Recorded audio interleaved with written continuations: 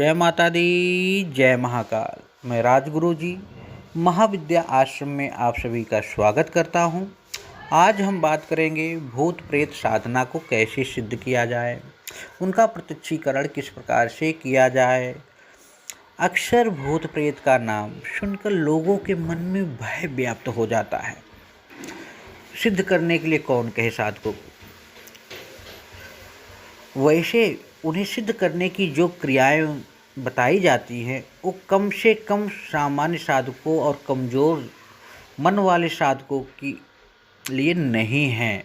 उन्हें इतना डरा दिया जाता है, धमका दिया जाता है, ऐसी ऐसी बातें बता दी जाती है, साधक डर के ही इस साधना से दूर हो जाता है।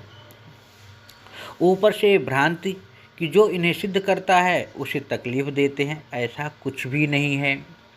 साधक का बचा हुआ कुछ जो मनोबल भी समाप्त कर देते हैं इन बातों को सुनाकर, परंतु ये सभी तथ्य वास्तविकता से कोसों दूर हैं। भूत प्रेत तो अपनी मुक्ति के लिए बेचैन ऐसी आत्माएं होती हैं जो किसी भी प्रकार अपनी मुक्ति चाहती हैं और परोक्ष या अपरोक्ष रूप से सहयोग के लिए तैयार रहती हैं साधक के साथ। वे सही गलत कार्य दोनों कर सकती हैं, इतनी पावरफुल होती हैं।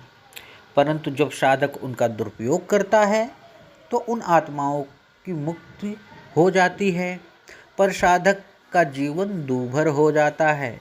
लेकिन उनका सदुपयोग करने पर आप जहां उन आत्माओं को मुक्त होने में माध्यम की भूमिका निभाते हैं, वहां किसी भी प्रकार की हानि होती ही नहीं और आप भी सुरक्षित रहते हैं।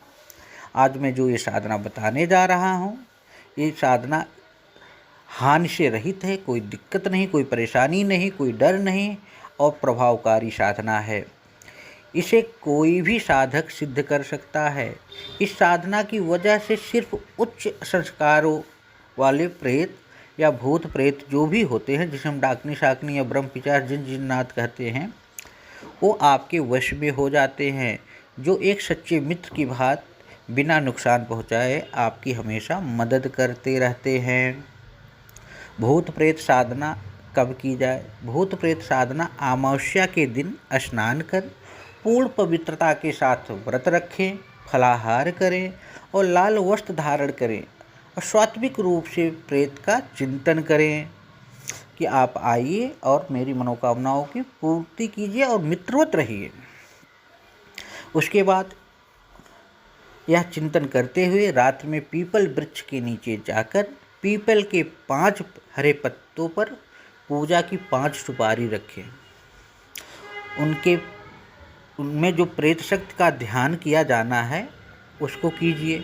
फिर लोहबान, अगरबत्ती, काला तिल और फूल अर्पित करें और पीपल के पत्तों पर ही दही चावल का भोग गुलाब जल छिड़क कर लगा दें और प्राण प्रतिष्ठित मंत्र सिद्ध चैतन्य काली हकीक की माला से खड़े खड़े जो मंत्र मैं बता रहा हूँ 11 माला मंत्र का जाप करना है। इसके लिए एक डामर यंत्र होना भी जरूरी है, गुटिका भी जरूरी है, जो आप अपने आसपास किसी योग्य व्यक्ति या साधक या तांत्रिक से प्राण प्रतिष्ठित करके सिद्ध करवा के बनवा सकते हैं। नहीं मिले तो आप हमसे भी संपर्क कर सकते हैं।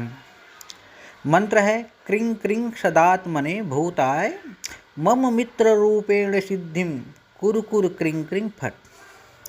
और मंत्र का जाप के बाद प्रार्थना करें कि आप मेरी रक्षा करें और मेरी मित्रवत रूप से सहयोग करें। एक क्रम मात्र 3 अमावस्या तक आपको करना है, अर्थात प्रत्येक अमावस्या को मात्र 3 बार ऐसा करना है। प्रत्येक अमावस्या को करना है। 3 अमावस्या के सदरूप में भूत आपके सामने आकर आपकी सहायता का वचन देता है और 3 वर्ष तक वो आपके साथ रहता है। यह एक सिद्ध साधना है, अनुभूत साधना है और कोई डर नहीं है, भय नहीं है, इसमें कोई दिक्कत नहीं है। और इस साधना को संपन्न करने के बाद आपके जीवन में किसी भी प्रकार की कोई परेशानी भी नहीं होती है।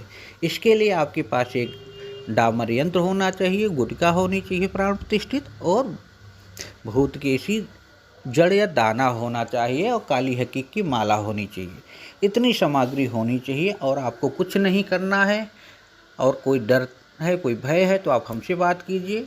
या अपने आसपास किसी योग्य से बात कीजिए, क्योंकि आत्मा, मानव मरने के बाद जो आत्माएं होती वही तो भूत बनती हैं। अरे भाई, देवियों के लिए 9 दिन होता है, पितरों के लिए 15 दिन होता है। पितृ कौन है? भूत प्रेत ही तो हैं। जब तक उनको मोक्ष नहीं मिलता है वो भूत प्रेत की यौन में ही जीवन जीते हैं। तो इसलिए कोई डर नहीं, भय नहीं, बिना डर भय की इस साधना को आप संपन्न कर सकते हैं। इसलिए आप लोग निश्चिंत होकर इस साधना को संपन्न करें और साधनामय बने, और भूत सिद्ध हो जाने के बाद आपकी बहुत सी मनोकामनाएं पूर्ति करते हैं, साधनाओं में आपकी सहायक बनते हैं और जीवन के सभी प्रकार की तरक्की में वो आपके साथ निभाते हैं। तो इसलिए आप लोग साधनामय बन के जीवन को आगे बढ़ाएं, मेरा यही सिद्धांत है। आपकी आगे इच्छा। जय माता दी, जय महाकाल।